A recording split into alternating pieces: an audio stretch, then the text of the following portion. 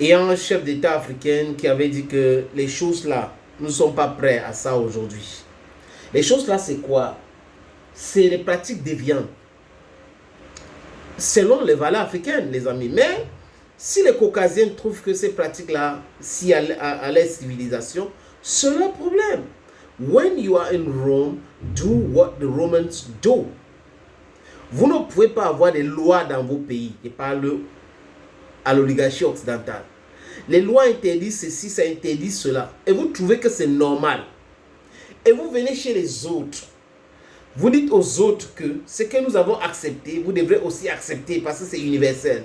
Qui vous a dit ça? Qui vous a trompé comme ça? C'est au nom de quoi que vous pouvez prétendre que vos valeurs sont vraiment universelles? Au nom de quoi vos lois sont universelles? Au nom de quoi vos pratiques sont universelles? Au nom de quoi? Voilà les gens qui ne sont pas prêts à se séparer de ce mindset des colonisateurs, de ce mindset des esclavagistes. Ils ne sont pas prêts à sortir de là. C'est pour cette raison que quand ils ont pensé quelque chose, le monde entier doit accepter. Ceux qui n'acceptent pas, ils vont le traiter de tous les noms d'oiseaux. Oui, on les traite vraiment, c'est des hors-la-loi, c'est des ceci, parce qu'on n'est pas d'accord avec vos valeurs, on n'est pas d'accord avec vos pensées. Depuis quand la pensée est unique et universelle? Depuis quand? Et encore plus des valeurs. Les amis, on a été dupés avec la religion. Je ne parle pas de Dieu, ni de la spiritualité.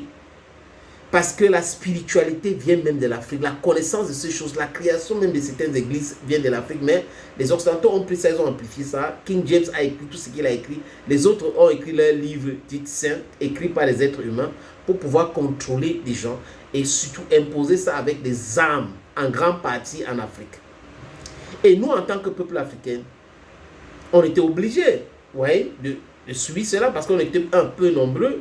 Et les deux, les technologies futuristes, nous n'avons pas les armes. Si on avait créé ces armes-là, ça devait être très compliqué aux Occidentaux de pouvoir réussir, un, à nous esclavagiser, et deux, de nous coloniser, et trois, de nous maintenir dans la néocolonisation. Oui, l'impérialisme aujourd'hui, c'est en partie à cela. Mais nous sommes en train de travailler. Et la communication aujourd'hui est de notre côté. Dans la guerre communicationnelle, nous sommes en train de la gagner. On dilue les mensonges, on les prouve par A plus B qu'ils sont dans le non-sens, dans leur démarche. On prend leurs propres livres, leurs propres écrits. On les dit, voilà ce que vous avez dit, vous êtes dans le non-sens. On a notre us et coutume, qu'ils ont trouvé que c'est diabolique. Et les naïfs africains ont dit, oui, c'est diabolique. Comme les occidentaux ont dit que c'est diabolique, c'est diabolique. Le diable est noir, le diable est noir. Dieu est blanc, Dieu est blanc. Les prophètes sont blancs, les prophètes sont blancs. Depuis quand? Ils osent même aller très loin en disant qu'il y a un peuple choisi par Dieu. C'est faux et archi faux. Aucun peuple n'est le peuple choisi par Dieu. Dieu n'a choisi personne. Si Dieu choisit un peuple, ça veut dire que Dieu c'est un Dieu d'injustice. Vous comprenez bien? Si Dieu a choisi un peuple pour être son peuple, ça veut dire que Dieu c'est un Dieu injuste. Et Dieu c'est un Dieu qui vend l'injustice. Et Dieu n'est pas comme ça. Il suffit juste de poser des vraies questions, utiliser le cerveau. Et ce que la religion fait, les amis, c'est quoi? C'est très mauvais. La religion ne veut pas qu'on utilise notre cerveau. Il ne faut pas questionner. Quand on a dit, c'est bon. Quand vous posez des questions, on va dire que le diable est dans vous. Vous lisez le livre, vous interprétez qu'on appelle livre saint. On vous dit que vous n'êtes pas animé par l'Esprit Saint pour comprendre ces choses-là. Alors qu'ils ont écrit en français facile, en anglais facile. Il faut avoir l'esprit pour comprendre cela. Et ceux qui sont en train de forniquer, qui sont dans l'adultère, qui sont dans toutes ces choses-là, c'est à eux de lire et comprendre, les amis. Les contre-valeurs, les valeurs déviantes, c'est quoi? C'est homme, femme. Beaucoup plus encore pour le moment.